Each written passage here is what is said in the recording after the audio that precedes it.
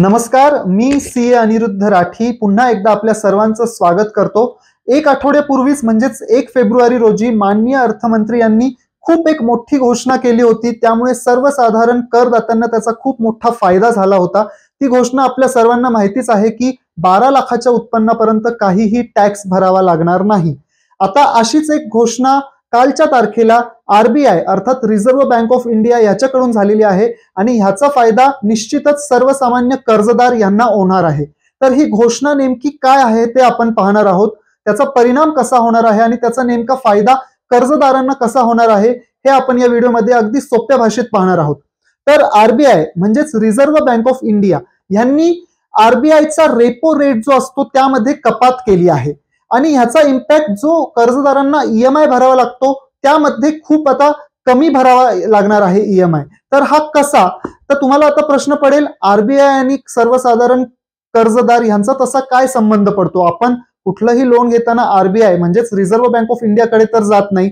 तसेच repo rate हा तर खूप जणांनी पहिल्यांदा शब्द ऐकला असेल किंवा शब्द जरी ऐकला असेल तरी त्याचा नेमका अर्थ काय हे माहित नसेल आणि रेपो रेट हा कर्जदारांशी कसा निगडित आहे हे सगळे प्रश्न आपण सोप्या भाषेत पाहूयात। तर सगळ्यात आधी आपण हे क्लिअर करू की रेपो रेट म्हणजे काय। रेपो रेट म्हणजे हा असा रेट ज्या रेटने म्हणजेच ज्या दराने आरबीआय अर्थात रिझर्व्ह बँक ऑफ इंडिया हे बाकी बँकांना लोन देते, म्हणजेच बाकी बँक्स आरबीआय कडनं रेपो रेट या दराने लोन घेत असतात। त्यामुळे आता ह्यामध्ये बदल काय झाला आहे आपण ते बघूयात।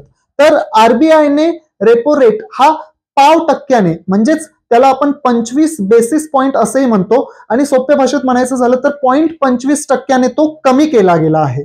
तर तुम्ही म्हणाल ओके, रेपो रेट कमी झाला म्हणजे आता हा तर बँकेला बेनिफिट झाला, कारण की बँक आरबीआय कडनं लोन घेणार आहे तर त्यांना कमी दराने लागेल, पण हाच पैसा बँक आपल्याला म्हणजेच कर्जदारांना वळवत असते, त्यामुळे इनडायरेक्टली आपल्याला जो लागणारा इंटरेस्ट रेट आहे तो सुद्धा कमी होणार आहे। याचं एक सोपं उदाहरण द्यायचं तर मी तुम्हाला एक सिंपल एक्झाम्पल देतो की एखादा प्रोडक्ट जर मला 10 रुपयाला पडत असेल त्यावर मी माझं मार्जिन 5 रुपये ऍड करतोय आणि तो 15 रुपयाला मी विकतोय।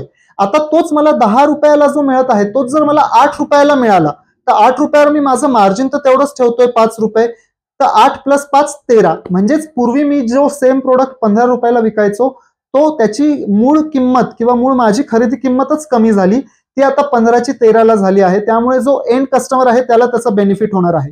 तर आता तुम्हाला प्रश्न पडेल नेमका हा रेपो रेट पूर्वी किती होता आणि आता किती झाला आहे, तर त्याचा मी खुलासा करू इच्छितो।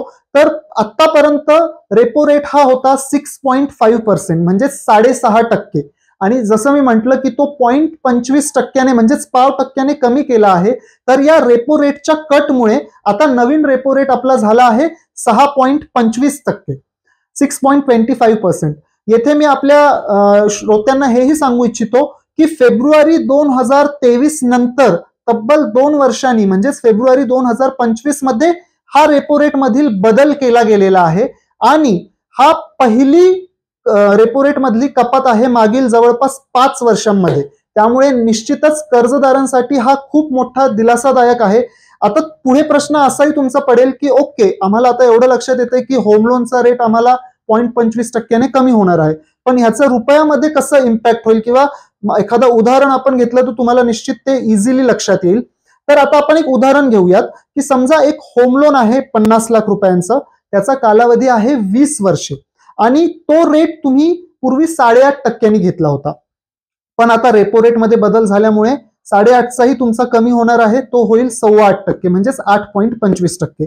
तर पूर्वी 8.5 दराने 50 लाखाच्या गृहकर्जावर 20 वर्ष या कालावधीसाठी तुम्हाला हप्ता येणार होता 43,059 रुपये, परंतु आता हाच 8.5% जो इंटरेस्ट रेट आहे तो 8.25% झाल्यामुळे आता तुमचा हप्ता होणार आहे केवळ 42,452 रुपये।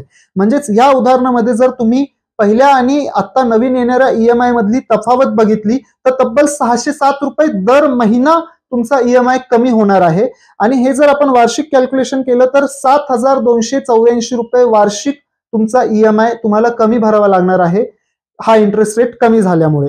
निश्चितच हे आपण एक रॅन्डमली उदाहरण घेतले आहे आणि एक्झॅक्टली तुमचा ईएमआय किती कमी होणार आहे हे खूप फॅक्टर्सवर अवलंबून असते.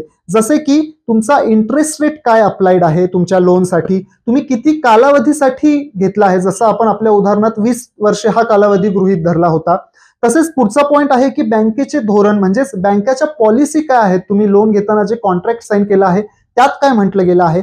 आणि सगळ्यात महत्वाचा मुद्दा फ्लोटिंग रेट का फिक्स रेट. जसं फ्लोटिंग रेट ह्या शब्दावरूनच तुम्हाला लक्षात येत असेल की फ्लोटिंग रेट हा रेपो रेट नुसार कमी जास्त होत असतो, परंतु फिक्स रेट या दराने जर तुम्ही होम लोन घेतला असेल किंवा कुठलंही गृहकर्ज म्हणा, व्हेकल लोन म्हणा किंवा पर्सनल लोन म्हणा, हा जर फिक्स रेटने घेतला असेल तर निश्चितच रेपो रेट कमी हो किंवा जास्त हो, तुमचा इंटरेस्ट रेटवर काहीही बदल होणार नाही. परंतु जर तुमचा फ्लोटिंग रेटनी जर तुम्ही तुमचं कर्ज घेतलेलं आहे तर निश्चित तुम्हाला ही बातमी खूप आनंदाची आहे.